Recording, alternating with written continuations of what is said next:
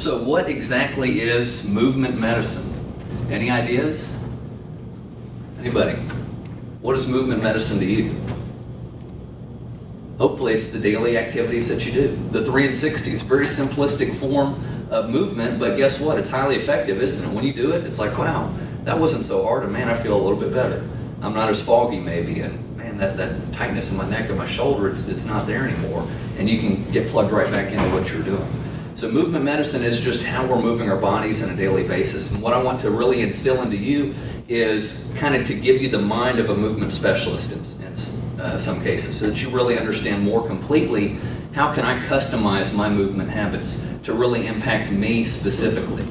Again, we've all got different fitness levels here. That's okay. We've all got different maybe aches or pains. We may have knee issues or hip issues.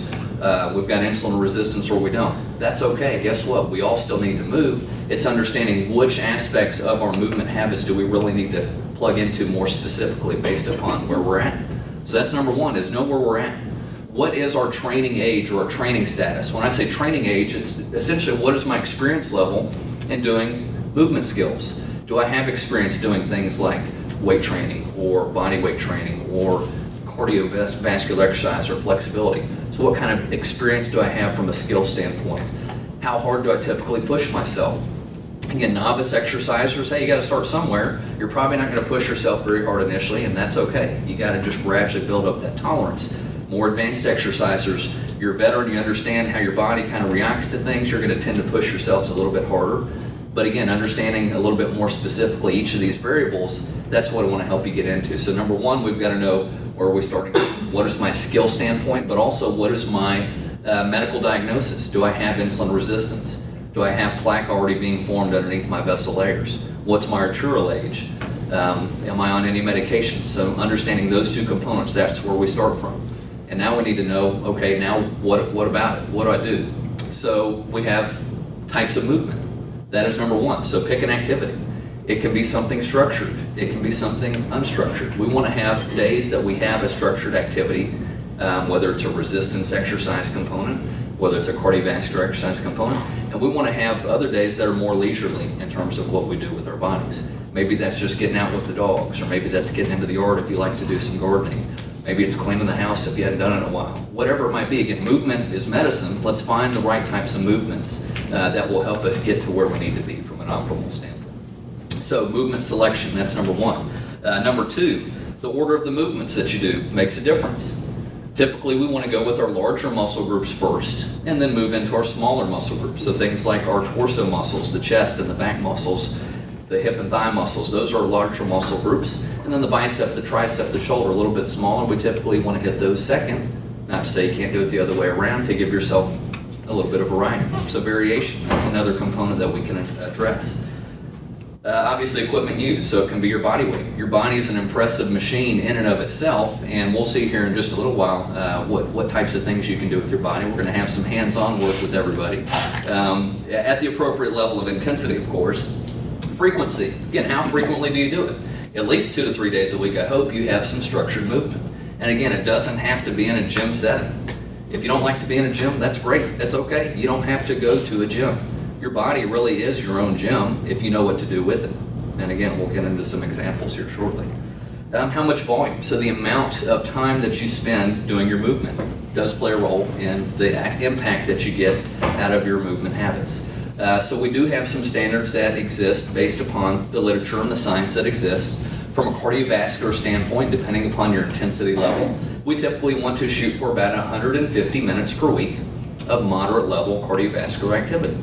Moderate being whatever moderate is for you. Moderate for me may be different than what's moderate for Dr. Wright, what's different for Robert and Chris and on down the line. We all have a different definition of moderate for us.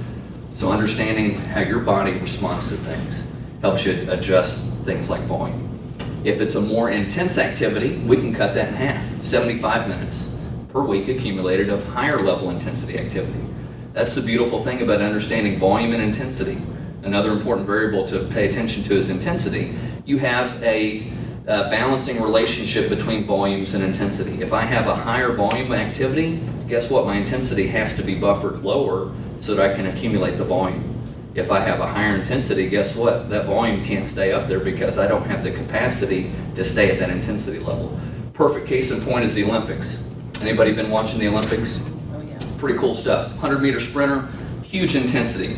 Lasts less than 10 seconds for the guys, just under 11 seconds for the girls. Not very long period of time, very high intensity threshold. That's a beautiful example of high intensity, low volume. Distance runners, on the other hand, 10,000 meter, huge volume, takes a whole lot more time to do it, but the intensity overall is not nearly what that output is for a sprinter.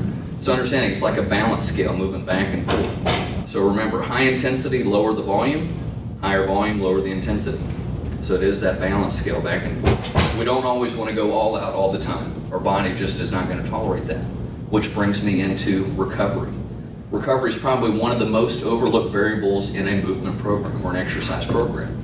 We get too focused on being doers and always having to do something to get better. Well, guess what? If you continually do it and do it and do it, you're going to burn out, you're going to break down, you're going to get aches and pains. That's where the inflammation from, say, shin splints will occur for any runners out there, or knees are starting to really get a little tender from too many squats or lunges. You got to have that buffer in between to give your body the chance to actually adapt. So the movement skills that you go through and the intensities and the volumes, that's the stimuli that we give our bodies to adapt, but it's that recovery time in between that actually gives us the ability to adapt. You have to have that downtime for your body to respond to the stresses so that we get a positive benefit rather than a negative benefit. To take it back into the medical standpoint, if we again go too hard too often, we're actually building up additional inflammation within our system, which is why you might have heard about, I forget the great marathon runner, what was his name? Jimmy Fix. Great marathon runner, one of the best in the world, dropped dead of a heart attack. He looked like the picture of health. Well, if we would have done some blood tests, we probably would have seen some things, but because of his high amount of volume and continual training and not enough recovery, that inflammation within the vessel system, guess what? It eventually found that weak spot within the vessel wall, the clot formed, and the heart attack occurred. So movement is medicine, but let's be careful about how much movement we do. So there is such a thing as too much movement. We've got to balance that back and forth. Additional things are interval training. Again, interval training, if you're not familiar with intervals, that's where you're pushing through a higher intensity threshold for a fairly short period of time, up to maybe 30 seconds a time, and then you're pulling back the reins into a light recovery period. And then you push it back up and you pull it back down. If you are insulin resistant, that is probably one of the best ways to help reverse insulin resistance, is to do those hard intervals from a cardiovascular standpoint. And remember, that's less amount of time accumulated per week if you're pushing hard. You don't have to have as much volume, because again, we have to balance recovery with stimuli. Weight training, again, another great way to address insulin resistance. Weight training comes in the form, again, body weight. If you're a novice person, guess what? That's the best place to start. Once you understand how to move your body effectively, can stabilize your muscles and your joints and understand what it feels like to do it properly, then you begin to add in some of the fun things like dumbbells or kettlebells or stability balls or bands or weight machines. All those different things should be secondary if you're a novice, and primary if you're more advanced in your training status. So understanding, again, some of those ways that you can adjust and fine-tune based upon what your needs are. From the standpoint of arterial age regression, from the standpoint of pulling plaque out, again, having that volume at a more moderate level is just as good. But again, if you're time crunch, understand that the benefit of a higher intensity is the fact that it takes less time. So if you're crunched for time, you don't have the full, say, hour that you might normally exercise, push yourself harder, spend maybe 20 minutes at a time, and you're still getting the benefit with a lot less time involved.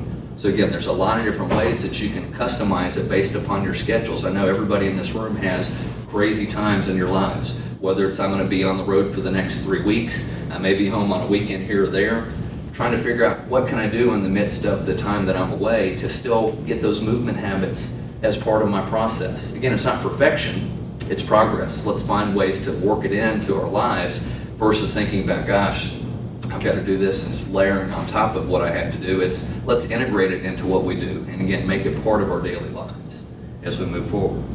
So understanding those progressions, and no worries, you're going to get printouts of everything we were just covering there, so it will explain it into even more depth.